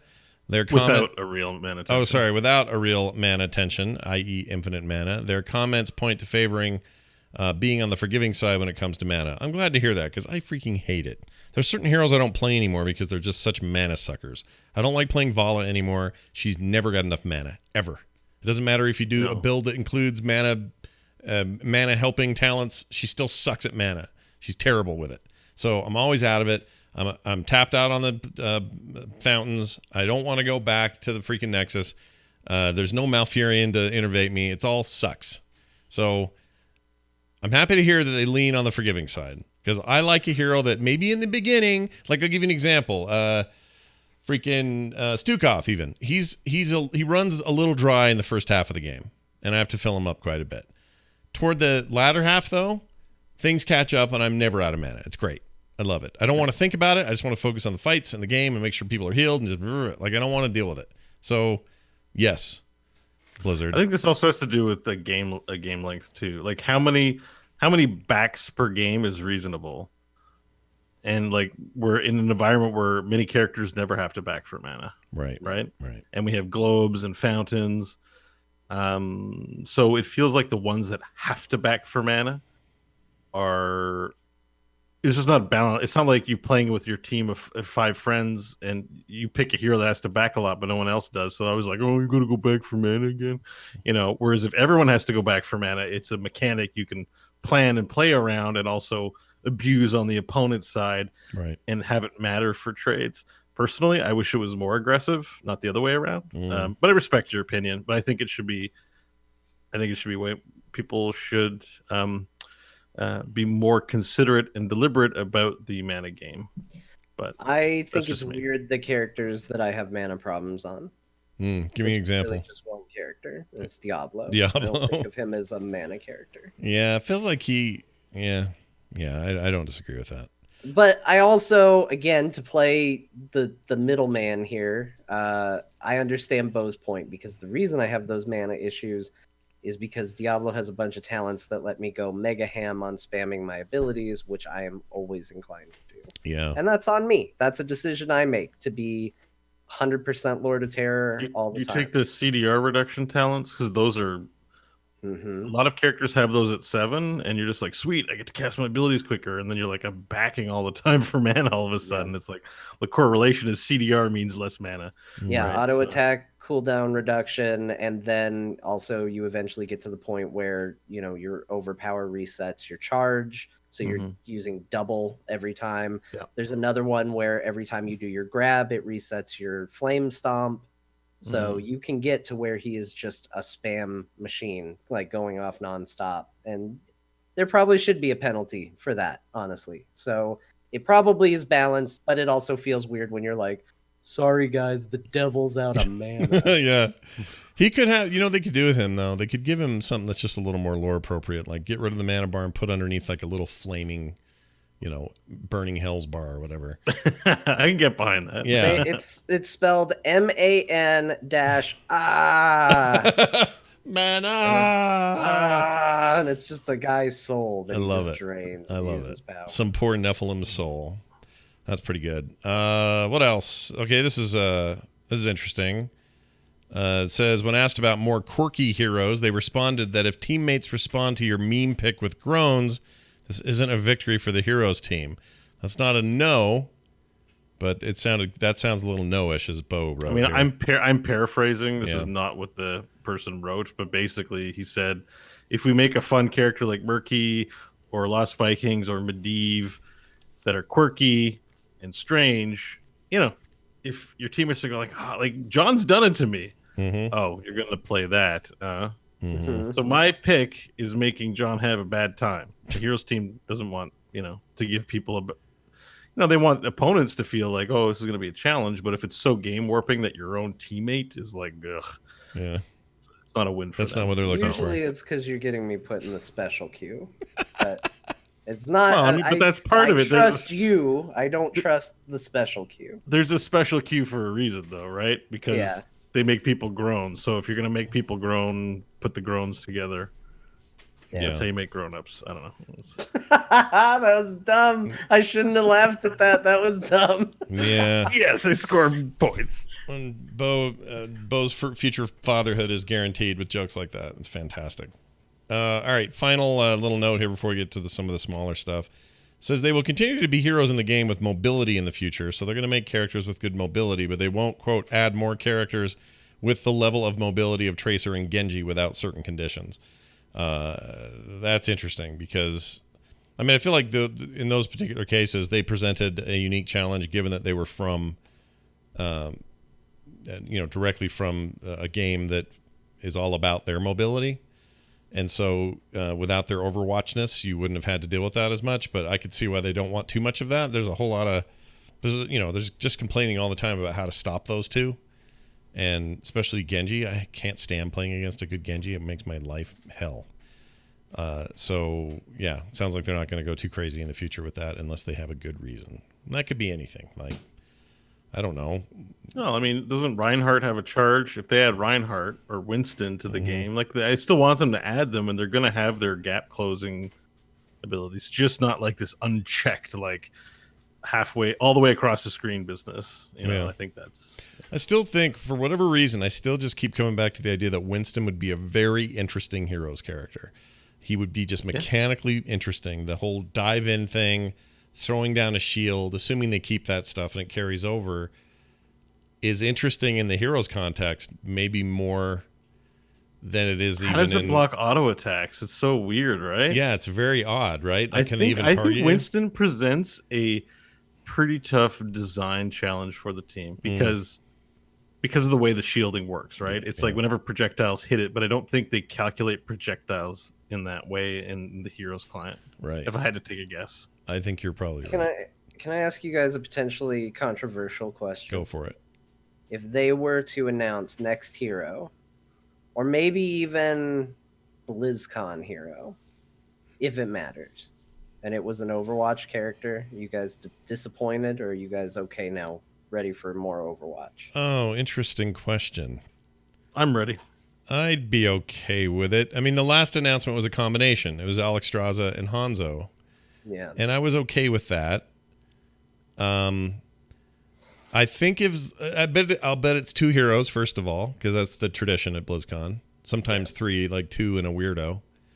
I'm not sure they'll do that this time, but I think I'd be okay if it was 1 Overwatch character and 1 something else. I'm okay with that. I'm all right with it. I mean, Overwatch is a bona fide monster hit for them. There's no way we're not going to see Doomfist. We're not getting Doomfist. He's not coming. I just think Doomfist is super cool looking.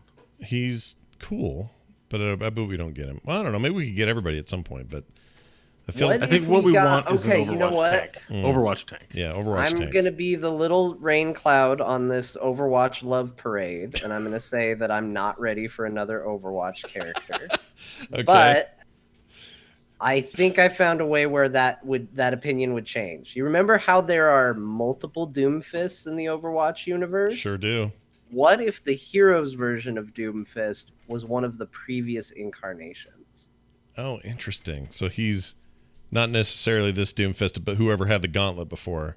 Right. We finally That's get a the cool Terry idea. Crews Yeah. Doomfist That would- we all thought we were going to Right. Now it's even better. Yeah, I don't think that's a bad idea. In fact, I kind of like that they would be differentiating him a bit, like turning him like this would be a very unique Heroes incarnation and only unique to Heroes. I'm all for that. And then you could play with this kit in a way that you may not be able to with the Doomfist that's currently in the game or currently in Overwatch. So yeah, that's a great idea, John. I like that a lot. Maybe that's who you'll get. You're getting Doomfist. Calling it. Checks in the mail. I'm ready for it. Excellent. All right. Let's do some small stuff here. There were no announced plans to buff Chen, which I know Bo was watching with eager eyes. Sorry, Chen fans, Yeah. but if we keep bugging them, buff Chen. Family and no plans to buff me, is his new They saying. were not ready to pander to him. I see what you did. The lack of updates gave him pause. Wait. Let me try one. I don't have any. There was barely any news about Chen. Oh, barely. See, like, because he's a bear, sort of. What else? He's... It was a grisly situation. I can't do it. John rehearses this in the mirror. Don't compare yourself to him. Yeah, He's a John does professional. this every day. This is what he does when he's alone. Let's see. We should be hearing about the new roll system soon. We don't know what that means. Soon could be BlizzCon. I'm We already guessing. heard about TM'd it. it. Put it on a shirt. Oh yeah, that's right. Yeah, but they soon TM'd us. Oh, with did their- they do a with their trademark so symbol on their soon? It was a wink, like probably BlizzCon, I think. Yeah, that's BlizzCon material right there. That's for their panel, so they can describe it.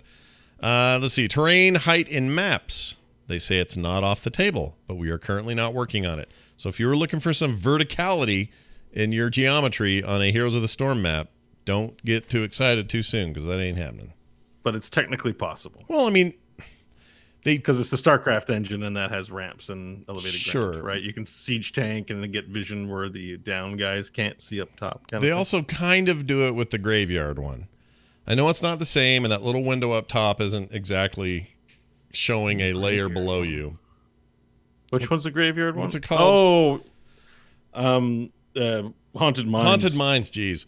Where you could look down through the hole and see all the Haunted Mine people running around. Yeah. That's probably a graphical trick that actually works on that. Yeah, I'm sure that's In fact, nothing like what they're your talking about. hero's probably being written in 2 different places to produce that effect. I agree. I'm sure that's what they're doing. I think those are 2 separate maps with a, like you said, like a trick. There's a little bit of math saying, hey, this is where everyone is, and if you stand up there, you can kind of see it. But that's it. That's a nice reference, Scott. See? Completely. Yeah. And then there's that one time I kicked, or John went flying off the edge. I didn't kick him. John went flying off the edge of Sky Temple, and I thought, oh, there's something down there. There's some geometry down there. It's my body. Yeah. Oh, by the way, I locked an unofficial achievement this week. It as a Dragon Knight, I kicked Butcher right into my camera. I should find the replay. Oh, you should find that. That sounds great.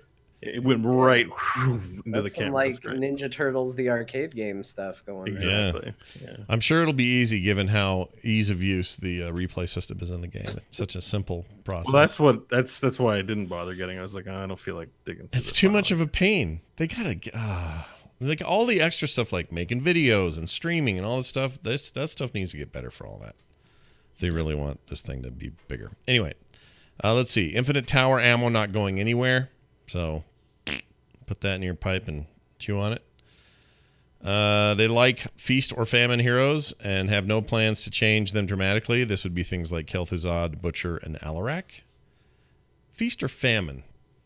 Like, because, okay, let me get what they're saying there. In the case of Butcher, he's either got a good opportunity or he doesn't. Is that the idea? No. He's got the stacks. He gets fresh meat, and at 200 fresh meat, he does a lot of extra damage on his auto attack. Right. Yeah. So generally, your game is collect as much fresh meat, then go nuts. Okay. And you don't lose the stacks at 200 stacks. So if you get hosed early in the game and because you lose stacks before 200 and can't make your 200 stacks, then you're not at the power level you want to be.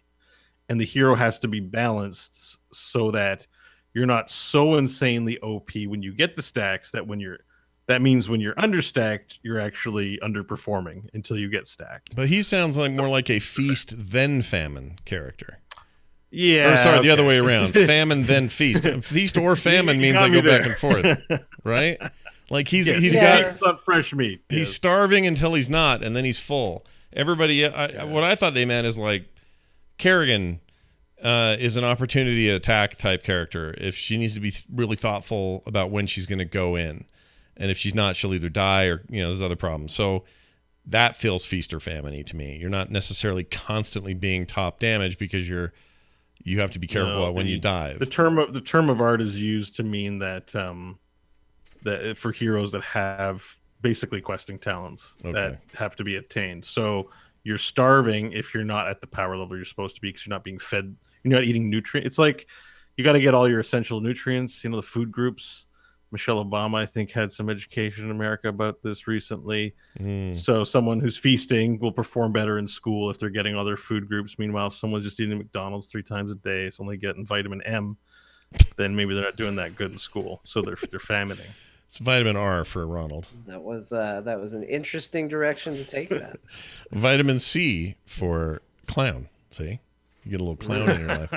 Clown shit. It says this. They might look at Torment Souls and put something new in, or new, but still AoE. I can't talk today. As his auto attacks now cleave and make it useless. Make it a useless ultimate. So who is this we're talking about? Who does Torment Souls? Malthael. Sorry, Malthael. Yeah, Malthael had the big circle of woo and used to apply Reaper's Mark on everything, and was the only pick. But then they updated him a little bit to give him the cleave that puts the souls on everyone around him he hits. So you don't need to take that ultimate anymore.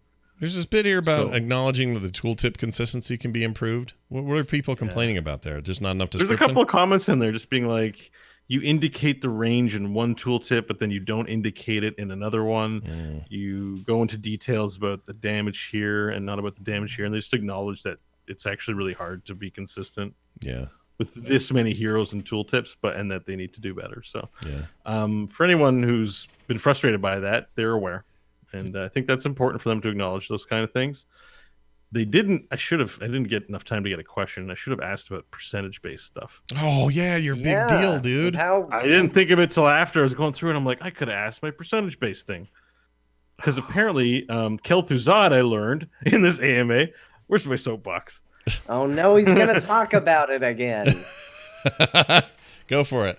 Kel'Thuzad, because of his feast or famine play style. Yeah. Well, only famine then gets feast. 2.5% scaling. Good God. Apparently. Wow.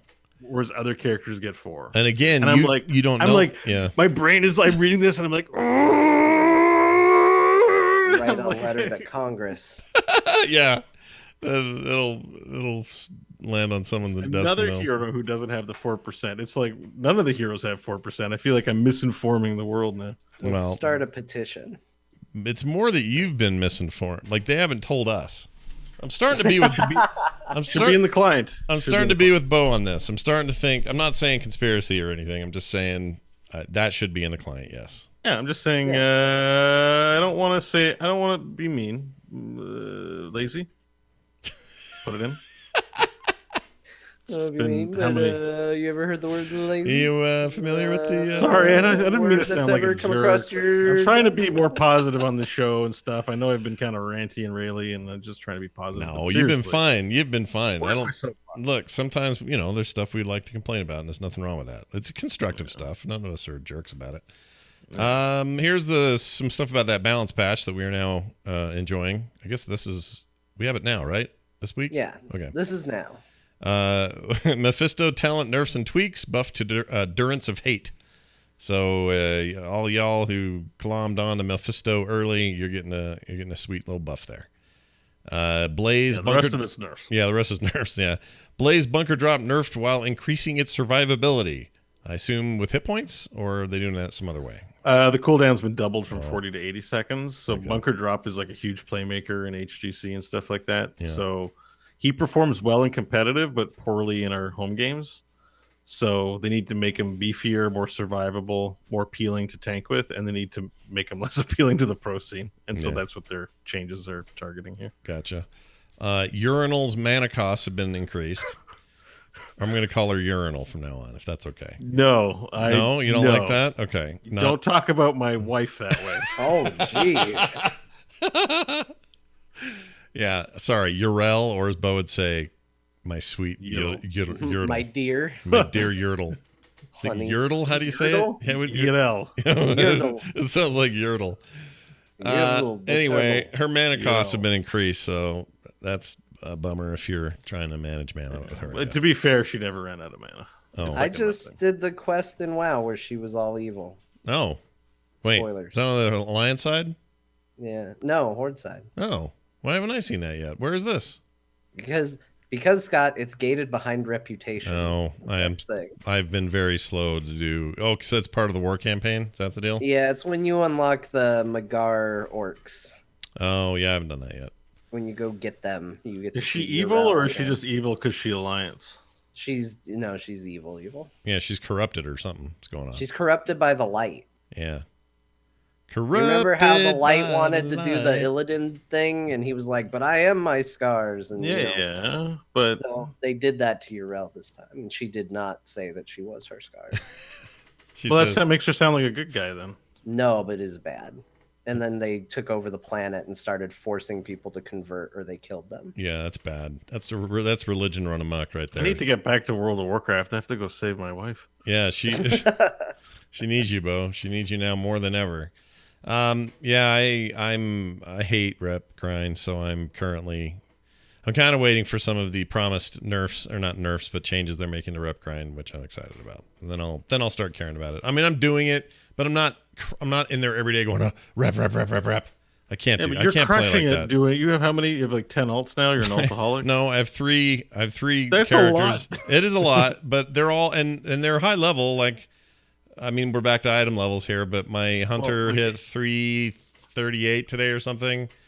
Yeah, and since you said 2 are raid ready. Yeah, the 2 are totally raid ready, and 1 is raiding on Fridays, and that's great. And so I'm doing kind of that old traditional thing, but then I'm looking at my to-do list. I'm like, I really should be grinding rep, and Rep is not abhor it. account wide, right? It's character wide. It will be after the next big patch. It will be account wide. It's going to be account wide. Yeah, that's what Hazukosa said in the Q&A the other day. So I missed Really? the Q&A. I haven't been keeping up. account. that. Here's what he said: effectively account wide. I don't know what that effectively. Well, it probably means I won't gain alliance rep when I play my horde character, right? oh, probably yeah. That probably seems wrong. That's a but, good point. Yeah, I think it would be faction split, but Yeah, yeah, They like should just- you're also be able to get in and enjoy the benefits of the fact that you got honor bound already or whatever you did. remove reputation from Warcraft. I kind of agree. I hate it so We much. opened on Destiny remove eye levels, and now we're. I know, guys. I think there's people in the chat. I mean, I love playing these games. I just don't like work for the sake of work's sake. You know? Yeah. We've got lots to do. With an MMO, it's hard, and I understand they have to give us things to do that expand the experience, give us our month-to-month experience because we're paying monthly for it. Like it's a service, and so there should be things to do. I just don't like it when they boil down to trying to get a reputation up with some crap faction. I don't like it. Yeah. Anyway, I think if I don't think about it, it's fine. But then when I think about, oh, there's, I still got to get back to The Witcher 3, and there's lots of other, even just on a gaming level, it's like I spend 8 hours grinding rep, or I could take a whole new experience in or something. it's a good point. Yeah. Yeah. I think that's on their mind. They got to be thinking about that, because that's a bit. If there's been one huge complaint, and there was a complaint in the last expansion too, but if there's been one that I've heard more than anything in BFA, it's that the rep grind is Suramar broke me. Yeah, that was rough. I hated it. I couldn't log in every week just to do a couple quests to progress. It was discouraging. I never finished that stuff, which is Me why I neither. don't have flying there, because I was just too pissed. I hated it. Couldn't stand Suramar. No. Give me things I want to do. That's what I want. All right. What else? Oh, here's the final note here. 17 heroes altogether touched up for varying degrees. I can't talk. Might be considerable if it's your favorite hero. So make sure you check out the patch notes. The balanced patch notes are up on the site. You can go check those out. We'll link them in the show notes for this episode. All right. Couple things to mention before we get to an email. The Calm Before the Storm panel is happening. Probably. I say that because, well, I can't say why. Okay, let me start that over. We're planning on the Calm Before the Storm panel about Heroes of the Storm. All right?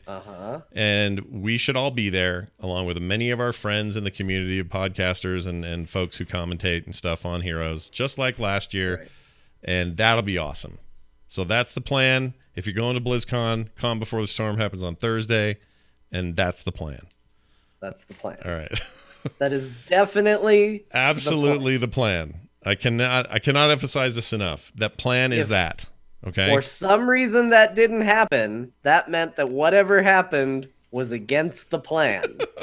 Right. And it may only affect 1, 2, 3, 4 people. I don't know. If a thing were to get in the way, I mean. So it still would happen. It just might happen slightly differently depending on the makeup. But for now, as it stands right now, it's happening. It's the plan. That's the plan. Poe's going like, what are you guys doing? I'll talk to you on Slack. All right.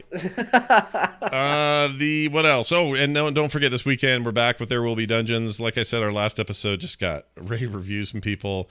If you like D&D, I just feel like we're in some of the most fun we've ever had at the moment, and it's great. You can check it all out at therewillbedungeons.com. It's most Saturdays at 3 p.m. Mountain Time is when we record and do it live. We also have it on a podcast feed as well as a YouTube archive, so if you can't catch it live, there's always other ways to get it. 100% free. You just show up and you consume it, and if you've never played D&D, I recommend it even more because it's a nice slippery slide right into the thing. So come check it out. Therewillbedungeons.com. I don't know what the slide thing was, but I'm sticking to it. I think it's what that Sorry, John. What'd you say? I cut you is. off. I think that should be the subtitle to the show. There will be dungeons, a slippery slide right into the thing. I'm so out of it today. Nothing's coming out right. And I mean nothing. All right. So let's get to an email here. Came to us at core@heroesforyou.com. This came from Aaron, who has something to say about Team League and our discussion of it. Hello, Bo, John, and Scott. And he spelled Bo correctly, which I have to say is a rare thing.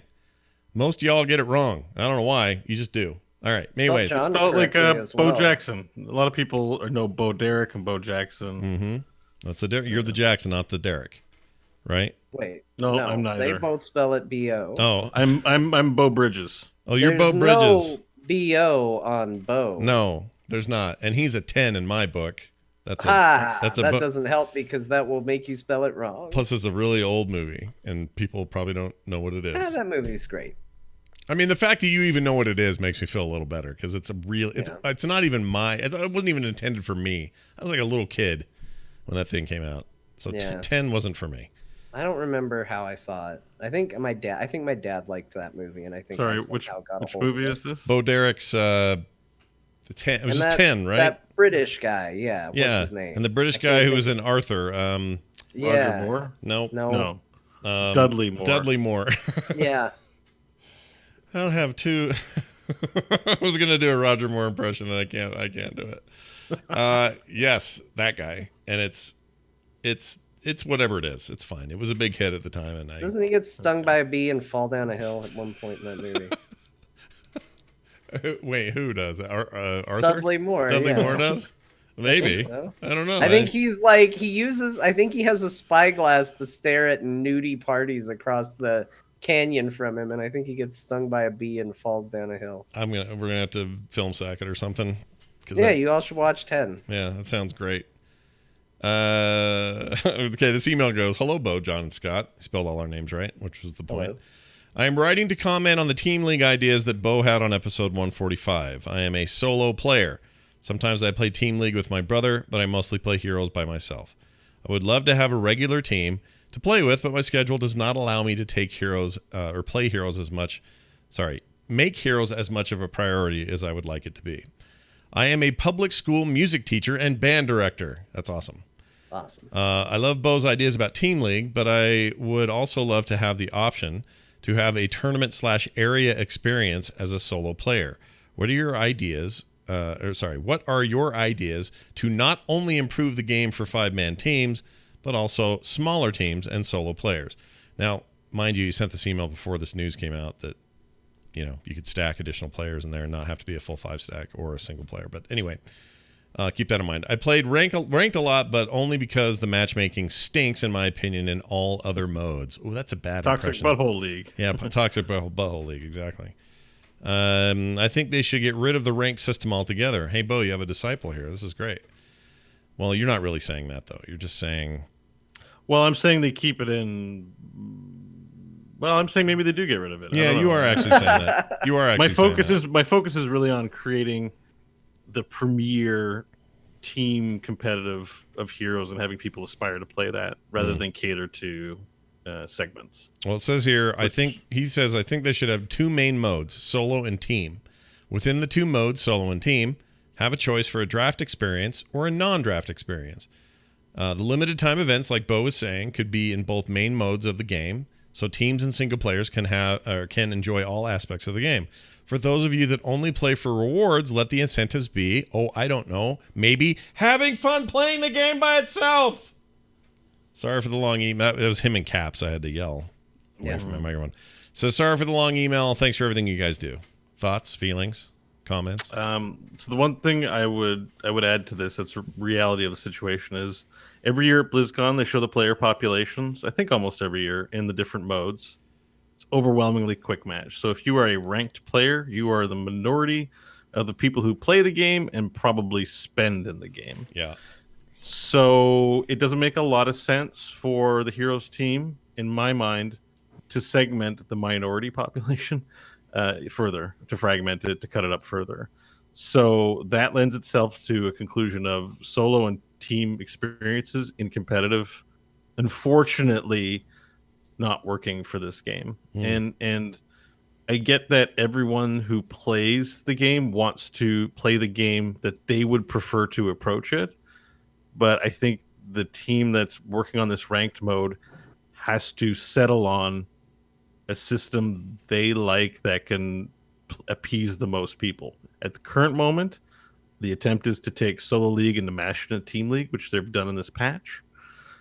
I think the long-term game is to rethink what competitive means in the game and possibly get rid of ranked altogether. I would ideally, and I said this online today because Hearthstone recently announced that, the tournament lobby and tournament system they were developing, they decided it was too hard not to do it. Yeah, that's Screw people are. That's a big loss. Big time. Poker Stars manages to run thousands of tournaments every day on a piece of barf paper, and people flock to that thing and give them tons of money. Yeah. Now, this is a case where I really disagree with the Blizzard philosophy along all their games, that everything has to have a nice use case scenario for UI. Third-party sites that run tournaments are way worse than having it in your own garden. And especially for Heroes and Overwatch, team-based games that really need tools to help be organized, we don't care how it looks. It's going to be better than whatever, I'm sorry, Gosu Gamers or Nexus Gaming Series or whatever these places offer, because those guys are working on their spare time. And you guys have paid geniuses who could be working on this stuff. Yeah. And we've all given you money expecting that in the long term you'll provide it to us. So when you don't provide it to us, it feels a little bait and switchy for all the money I've invested in your competitive IP. And this isn't just Blizzard. This is any game company that omits pure tournament. The reason why I put forward my idea is that Hearthstone has the genius idea of decoupling scheduling with tournaments, which gives us a tournament experience that also sort of meets Blizzard's high fidelity standards about UI. But in a vacuum, I disagree completely with their, I don't want to say the word elitist, but they're, it's not going to look good in the client. It's too hard to engineer. It's not worth it. We want tournaments. We want tournaments. We gave you money expecting this service, and it's not being provided. Put up. Yeah. I don't even think it has to be in Stop the. there, so. It's like Apple with the headphone jack. It's like people going, could we please have that? And them going, but we think we've transcended the headphone jack. And you're just like, shut up. I just want a headphone jack. I have headphones and I would like to plug them in. Thank you. Here's the worst part of that, though. They tend to be, and Blizzard, this is true of Blizzard as well, but in Apple's case, they tend to set trends. Whether you like Apple or not, this is just the truth. So when they set a trend, everyone's notebooks for the last 5-6 years all look like MacBooks. They just straight up going metal body, copy of the way it looks and all this. They're used to that sort of thing, and you're even seeing it happening in phones with that jack. There are phone manufacturers on the Android side and otherwise that are not including phone jacks anymore, and instead are just putting in, here, just use our fancy little USB 3 thing or whatever. So it's But you know me, Scott. I was an adamant, and this doesn't need to turn into Apple versus Android, but this is just a good example of what can happen. I was a huge fan of my iPhone. I had an iPhone from the very first iPhone, not upgrade every generation, but I've been an iPhone user since then. I didn't get into the whole elitism. It was just a case of I got an iPhone. It did everything I wanted it to do. It worked for me, so I stuck with it. I'm now on Android, and I'm on Android because I hate the new version of the iPhones. They came out with it. It was like, okay, no headphone jack, a weird freaking dongle that hangs out in front of the screen that looks awful. Like, no thanks, I'm not interested. And meanwhile, I have a buddy at work who's like got an Android phone, turning around, showing me his phone, and I'm like, that thing looks cool as hell. Yeah. Why can't the iPhone that I want look like that? It's and a I little kept weird. thinking, well, surely they'll figure it out and they'll do it. And every time they put it out, I was like, no, it continues to look like butt. They want you to buy. They want you to buy AirPods. They want you to buy Bluetooth audio or whatever. Which they're pretty cool. I like my AirPods a lot, and it's made it so I don't think about that jack very often. But it is dumb to get rid of the jack. Yeah, I don't trust Bluetooth audio yet. You're not there yet. Very well, because I worked with a guy who loved Bluetooth audio, and I would say at least 4 or 5 times a week, the thing would happen where all of a sudden we got to hear everything he was listening to because it didn't sync up properly, so it played through the external speaker. Yeah. And I don't want that to be me. Right. I listen to a couple podcasts that have some questionable language contained in them. Yeah. That doesn't need to go out to the entire office as information. Yeah. Well, they send you headphones with the jack that works with it, but I take your point. It's dumb. But at the same time, it's also it's old as hell. It's an analog. It's the only analog thing in any modern phones now. Like all phones, it's digital. Oh, by the way, we have this old freaking thing they used in the 1920s to listen to things. Like that's really what it is. And so in a way, they're like, it's like the floppy drive of the first iMac. They're like, it's gone. We're taking it out. And everyone lost their minds. They're like, what? CDs aren't even a thing yet. How can you just have a CD drive? Eventually, you realize, oh, okay, well, you probably didn't need it. Now, it doesn't have to be Apple to tell us this. It could be lots of people. But like serial cables, like parallel cables, like, and eventually headphone jacks, they're going to go away eventually. Yeah, and now CD-ROM drives are weird in computers. And people are okay with that, but there was a time where people were like, but where am I going to save my Netgear disc? Where will I put it now? Yeah, it's the kind of change that can be a little rough. But anyway, I take your point. I think the main thing is, and to Bo's point, I'm actually shocked they said that. They reversed themselves with the Hearthstone thing. And I know a lot of Hearthstone fans are ticked about that. They've been begging for that feature. They finally got the carrot, and now they're taking the carrot away, and it's really bumming some people out. They could do it on a website. It doesn't even have to be in the client. Like, let me go to Hearthstone.com. It doesn't have to look pretty. No, it doesn't. It could be whatever. So I'm a little bugged by that too. But anyway, there you go. Thanks for your email there, Aaron. We appreciate you emailing us and saying what you had to say. Here's the thing. We're going to stick around here and play some games with our good friends Kyle and Kristen. Do a little team league or some sort of team up of our own.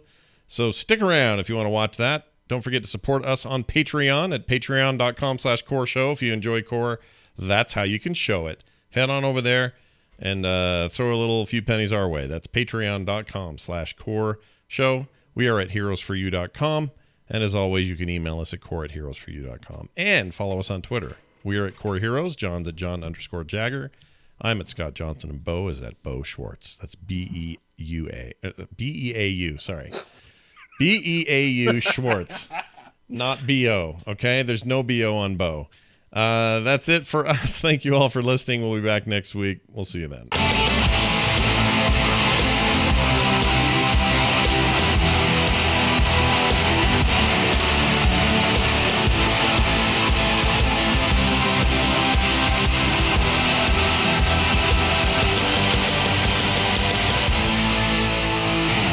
This show is part of the Frog Pants Network. Frog Pants Network. Get more shows like this at frogpants.com. That's a good question. We did it!